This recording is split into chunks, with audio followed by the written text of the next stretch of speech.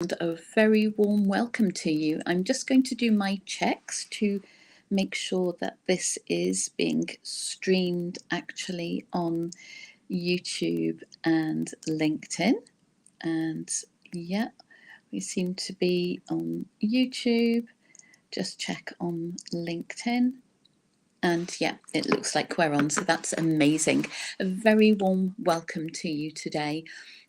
If you joined me yesterday, then welcome back. If you weren't able to catch yesterday's mini webinar, then you can get a replay on whatever channel you're tuning in on.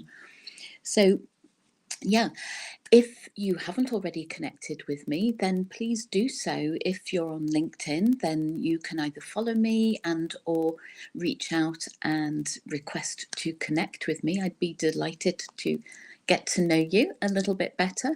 And if you're on YouTube, then if you subscribe, then we can keep in touch and you will get notified each time I put out a new video.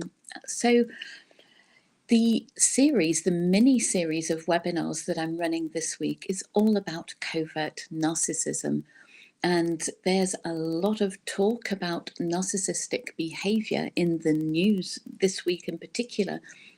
But on what seems to be like a more and more frequent basis, we hear about narcissistic behavior in celebrities and people in the public eye who seem to feel entitled to get and take whatever it is they want.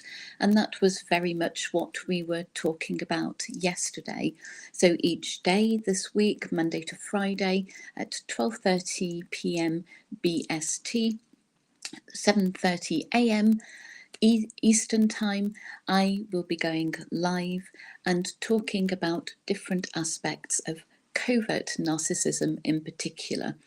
So I won't repeat everything that we did yesterday, of course, but you can catch the replay. If we haven't met before, hello there. My name's Amanda Craven. I've been a clinical hypnotherapist and life coach for just over 8 years now, and I specialise in help entrepreneurs and leaders break free from emotional trauma, from the impact of childhood trauma, so that they can get into a position where they scale their business and find joy in life, both in their business and in their personal life. So that's me. We've done our introductions. I hope you are connecting with me. So a quick reminder of the narcissistic supply that I mentioned yesterday, and just to refresh your memory, this is what any narcissist, any covert or overt narcissist needs, and it's almost a drug-like addiction to have attention, to have admiration, and that attention and admiration can even come from self-pity, because they do like to play the victim. They do like to tug at your heartstrings and to play on your emotions.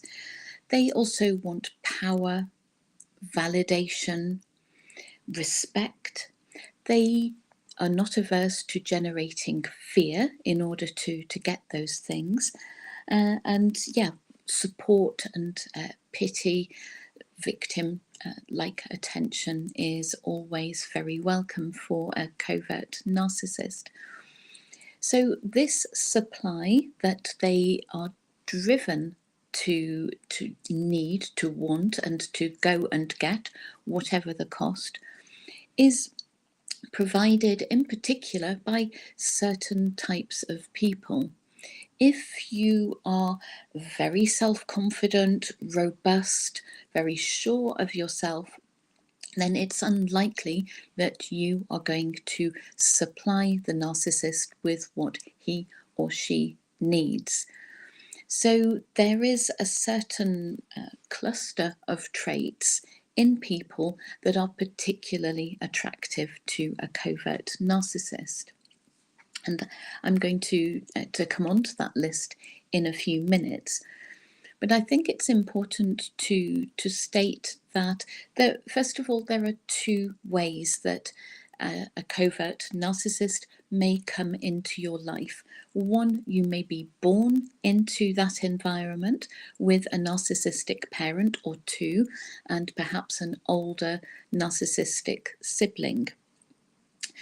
You may also come into contact with covert narcissists later on in life, in late adolescence or in adulthood.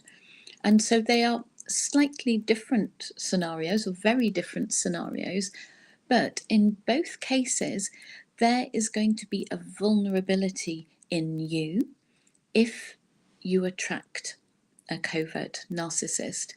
Now, by vulnerability, I mean that as a newborn baby, you are, of course, completely dependent. You are completely vulnerable. And for quite the first few years in your life, you are going to continue being vulnerable. You don't have a choice. You can't get away from an environment, even if you start to feel that it is toxic. So you're vulnerable because of your age and because of your lack of voice, lack of physical strength, lack of power, lack of choices.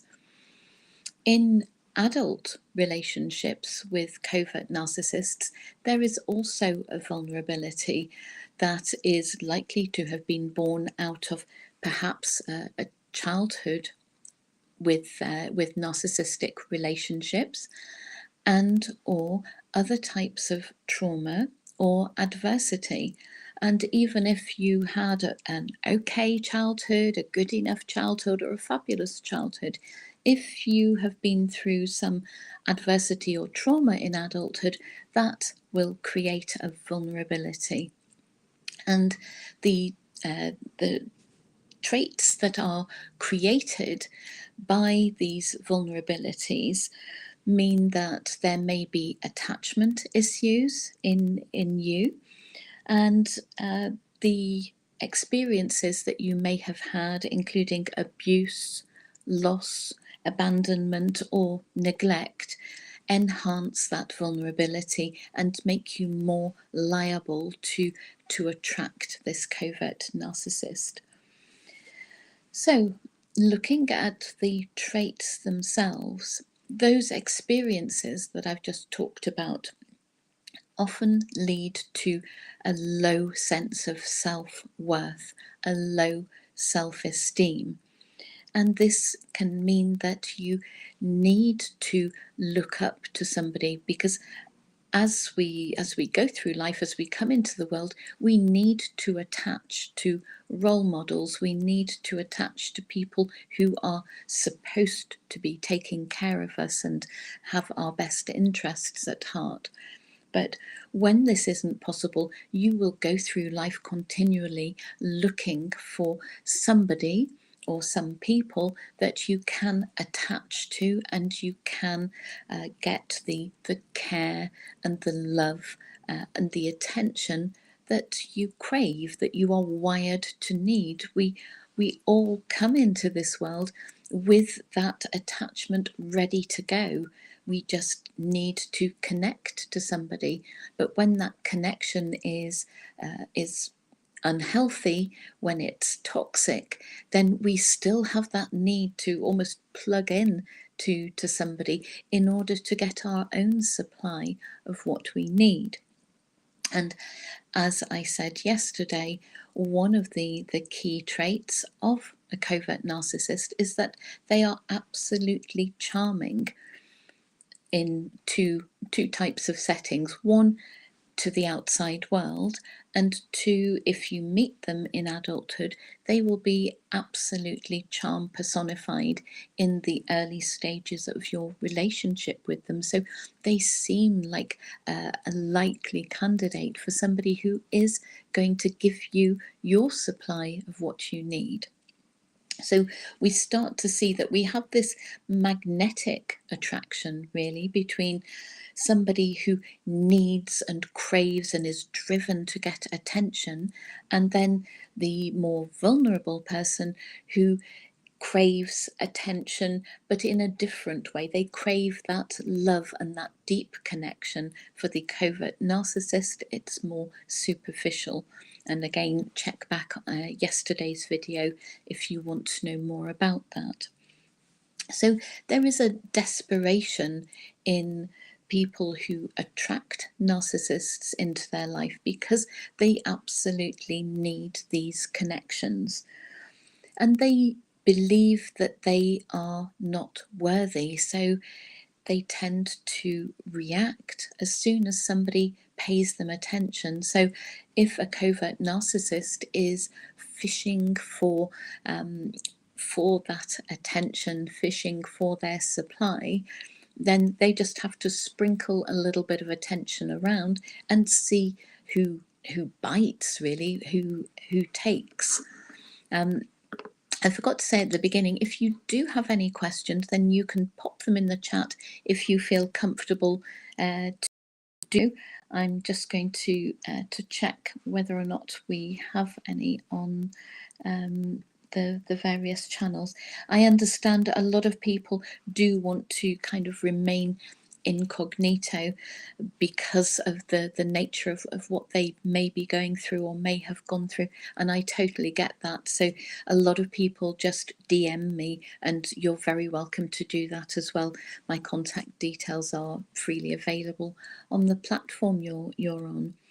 So yes, we have this the narcissist, the predator, really, who is going around and may just sprinkle a bit of attention around to see who bites.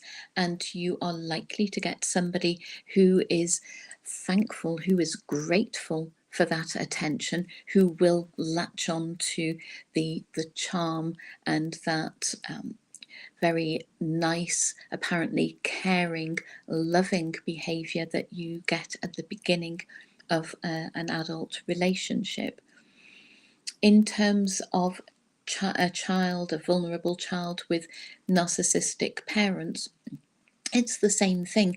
Every now and again, even a narcissistic parent will throw you some breadcrumbs of attention. It may just be when there are other people around, but that is like gold dust to a child who's experiencing this form of neglect and abuse, and they will latch onto it, and they will then just jump through hoops in order to try and hold on to that attention. But that attention won't last, it will be withdrawn, and the cycle goes on. So more traits of people who attract covert narcissists. As a consequence of all the things I've just listed, they have a very low level of self-respect. They don't believe they're worthy. They don't believe that they are entitled to go out and look for what they need. So they have this low level of self-respect, which is momentarily fulfilled very briefly by the narcissist in their life. Again, as a consequence of all these things, they don't have healthy boundaries in place, because if we respect ourselves, we have healthy boundaries, and we can let people know when they transgress our boundaries. But if we don't care where that attention comes from, or how infrequently it is given to us, then our boundaries, well, we are an open house, and we will just try and get any sort of attention. So there are no boundaries there to say, okay, this is okay, but this behavior is not okay. They just need that love, as they believe it is. They have a lack of self-love as a result of all this abuse and neglect, so will look to another person to feel complete and to make them feel loved, failing to recognize that in order to be in a healthy, mutually loving relationship, each person in that relationship does have to love themselves and believe themselves worthy. So in the toxic relationship between a covert narcissist and their target or their codependent, there is no self-love on either side. The covert narcissist, despite their air of entitlement and going out to get what they want and what they need, they do not love themselves. This is why there is all this projection, because they don't want to look inside. They don't like what is inside, believe it or not. So you have the covert narcissist who doesn't truly love themselves. They may act as though they do, and act as though they feel very worthy, but it's all on the surface. There is no depth of self-love. And equally, on the side of the target, they don't love themselves. They don't believe they are worthy of love. So we have these two damaged, vulnerable parties, but one behaves in a very predatory way, and the other becomes the prey, the victim, if you like. So there is also a need to be needed, because historically in the life of somebody who is an ideal target, who magnetically attracts the covert narcissist, they have had some level of success in getting what they feel is love or loving attention by doing stuff for the narcissist in their life, because that gets momentary recognition. It may be withdrawn, it may be later negated and denied or just totally ignored by the narcissist, but in the moment there may be a fleeting amount of recognition. So they will just try and adapt their behavior so that they are needed, because that is almost a way into the affections of the narcissist. So these are traits that that you may have if you're watching this, because you are personally interested in the topic and trying to make sense of why you have been targeted. Maybe some of these things resonate with you. So if this is the case, you will also notice that there are cycles in this behavior. So because of the low self-esteem, the low self-respect, the poor boundaries, that you will find that there are, as I said before, little breadcrumbs of affection, of attention that are thrown your way, but then you will be crushed, for want of a better word, by the abusive narcissistic behavior at some point. It may be very soon after that moment of a quick high, and this reduces your self-esteem, your self-love, your ability to hold any sort of boundary in place even further. So we have this cycle, which is also a downward spiral, so that when you have been in a narcissistic relationship for a long time, you really are in a low place. So if you're an adult and have had a romantic relationship with a covert narcissist, you may have been quite a strong person at the beginning. Perhaps there was stuff you were going through in life that just made you vulnerable temporarily.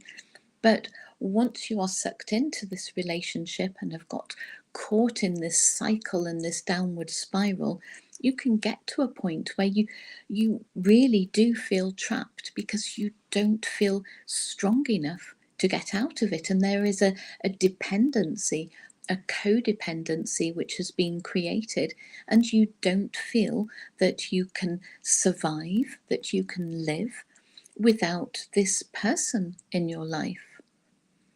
In fact, you can Of course you can, but you have lost sight of your inner strength. And what I'm going to be doing over the next 3 days, Wednesday, Thursday, and Friday of this week, is share a strategy that is going to help you deal with and cope with what you may be going through at this moment, as well as start to move yourself forward. But just very quickly, some things you might want to start thinking about if you are getting any alarm bells ringing and realizing that you are, in fact, in a narcissistic relationship, whether it's with a parent, a sibling, or a romantic partner. So, some of the things that you can do is begin to work on your self-care, that becoming robust again and discovering your inner strength. It will come from working on yourself from the inside. So self-care is something that you need to start doing, and self-compassion, not being hard on yourself, not beating yourself up. Continue educating yourself about narcissism, about covert narcissism. Keep watching these sorts of videos and keep reading. Educate yourself about healthy relationships. Observe other people's healthy relationships and see what they have in their relationships that is lacking in your toxic relationships. Seek support. Practice setting boundaries, focusing on your personal growth. So find information about how you can start working on yourself. That might involve reaching out to a professional and working with somebody, but there are many other ways you can do that, and I will talk about that over, as I say, the final 3 sessions.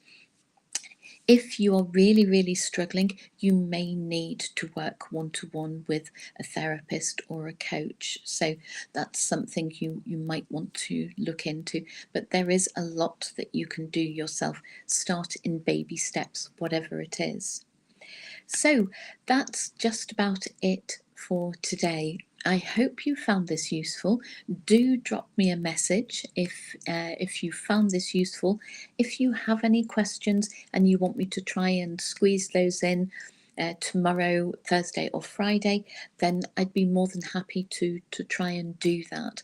The aim of doing these live streams is to reach as many people as possible. So also feel very welcome to share the links to the videos with people you know will benefit. Thank you very much for joining me today. I hope that we will meet each other again tomorrow. Don't forget to subscribe on YouTube and to follow or connect with me on LinkedIn. Enjoy the rest of your day, and I'll see you tomorrow, 12:30 p.m. British Summer Time and 7:30 a.m. Eastern Time. Until then, take good care of yourself. Bye for now.